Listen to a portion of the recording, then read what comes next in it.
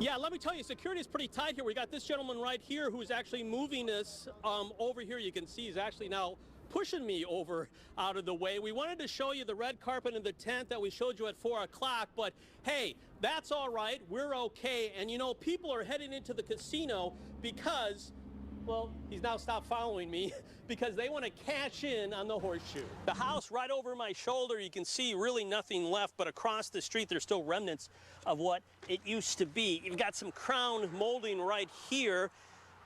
Take a look at this. This used to be a window. And then we do have this right here that shows there were some flames. As you can see, all these threads obviously melted together. Yeah, I'm going to give you a look that no other TV station in town is going to do it except us. Up close and personal to this amazing scene. 3 cars. We've got a red car, a pickup truck, and then over where this gentleman is starting to put the hazard tape up, we also have another vehicle underneath there. 3 vehicles total. The canopy over the gas pumps appears that it just couldn't handle the weight of all the snow that had fallen over the last couple of days. The middle gave way, both ends snapped, and underneath, one guy still pumping gas. Here's what went down from one of the men who pulled the guy out of the wreckage. Take you out where it's really hitting out here. And you can see the wind's coming down. Kind of feels like hail, but not hail yet. But let me show you how windy it is out here. Boy, it is terrible, but look at that. Blowing the wind. And we're going to be out here. We saw a couple lightning strikes to the east and the west, and also one straight over. Everybody listening pretty well, but there's one knucklehead or two who stop. They're on their cell phone, and the police come up and say, hey, get off your cell phone. Move on, move on. Scott Taylor, 19 Action News. I figure we've got 2 big questions here. Question number 1, do you actually believe these guys? Question number 2, will LeBron's mom, Gloria James, actually believe any of this? When we talk to you about positive things, you're more than happy to talk to us on camera. When there's issues, you run from us. You're running from our camera. You at all, yeah. Scott. Well, then answer my question. Now I really need your help. Go to our website, look for Alexa Brown's picture on the front page. I put together a special petition that asks for a federal investigation into what's really happening here in Clyde, Ohio. So far, more than 500 of you have signed up.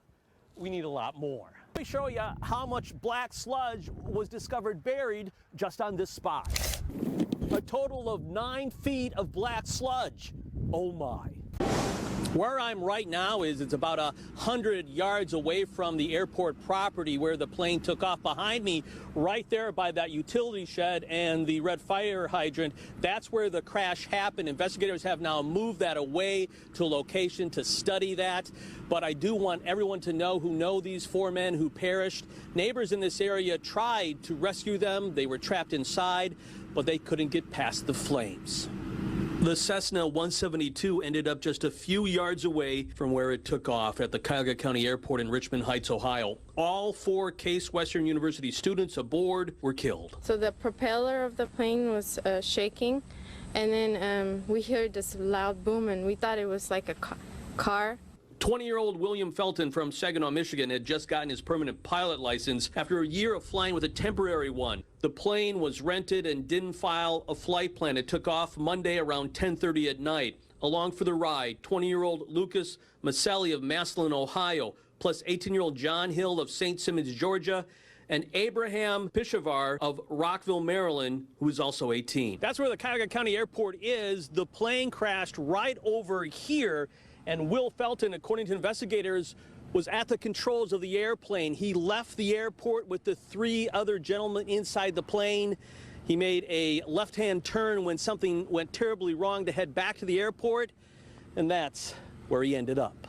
Neighbors living next to the airport responded right after the initial impact, hoping to remove any survivors, but the flames were too intense. We knew that there were people in there, and we couldn't help, which is very sad. It's like you're right there, you can't help. Reports are that the pilot did not file a flight plan. I do want to make clear that's not unusual for a short flight. It looked like he was taking his buddies up just for a couple of hours, and it's not unusual for this type of airport or a small plane not to file a flight report. Coming up at 5 o'clock, we'll hear more about the investigation into why this happened. Scott Taylor, 19 Action News. Danielle, Governor John Kasich set aside millions of dollars, $23 million, to make sure that minority contractors get paid on this humongous ODOT project that's coming up. But some of those same contractors say ODOT still has major issues. The governor not wanting to talk about those today. A standing room only crowd in Cleveland showing a lot of love for Ohio Governor John Kasich. Of course they are, because he just announced the setting aside of $23 million by the state to pay minority contractors to help build ODOT's upcoming Opportunity Corridor in Cleveland. Governor, can we ask a couple of questions while we got you here for a second? No, I got to go. Story, I think the governor showed up 24 minutes late. Try to ask him about what Hispanic contractors say is a lack of minority inclusion in ODOT's Community Relations Management team and ODOT's shameful record of only 6% minority inclusion on the new Interbelt Bridge project I told you about earlier this year. He didn't stick around to answer. Minority contracting groups happy to see the money being set aside, but believe more work needs to be done to level the playing field. He's done something that's never been done before.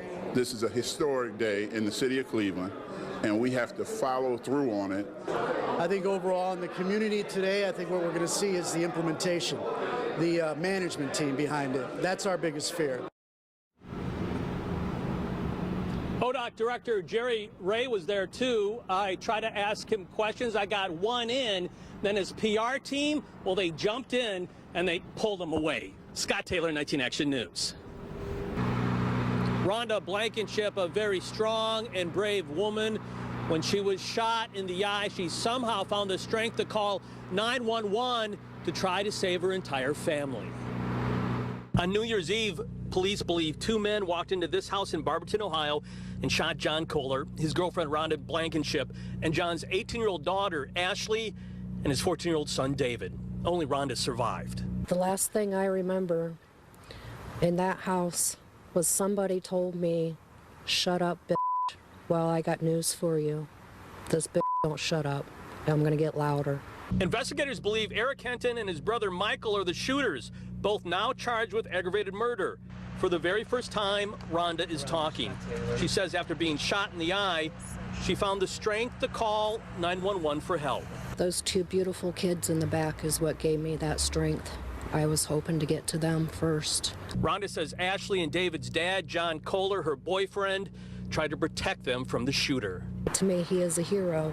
He tried to save us all, and he couldn't. She has a very clear message to the person who murdered her family and left her for dead. I'm getting stronger and stronger every day. Pretty much angrier and angrier every day because I want justice. Support from all over the nation.